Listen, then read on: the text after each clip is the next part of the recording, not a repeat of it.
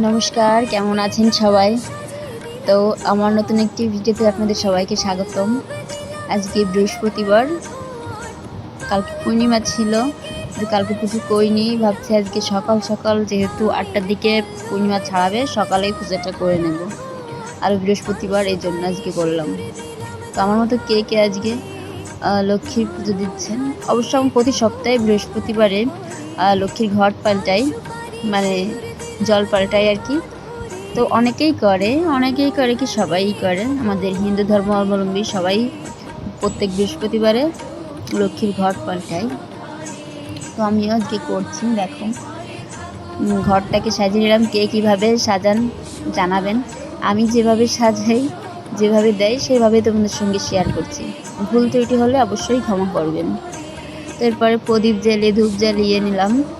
আর এখানে দেখো প্রসাদে দিচ্ছি চিড়ে, কলা, চিনি। আচ্ছা, তোমরাও এগুলো দাও, হয়তো অন্যভাবে দাও। আর আমার দেখো, এখানে এখনও আমি থালা কিনে পাইনি। এগুলো থালা পাইছিলাম না, এই জন্য বাটি কিনেছিলাম। সেভাবেই দিচ্ছি আর কি। আস্তে আস্তে কিনে নেব, থালাও কিনে নেব। তো প্রসাদ এবার ভগবানকে দিয়ে দিলাম। আমি শুধু মা লক্ষ্মীকেই দেয় না, চিড়ে কলা সবাইকেই দেই, যা দেয় সবাইকেই দেই। তো এবার পাঁচালি পড়ে পূজাটা শেষ করব। ভালো থাকবেন সবাই।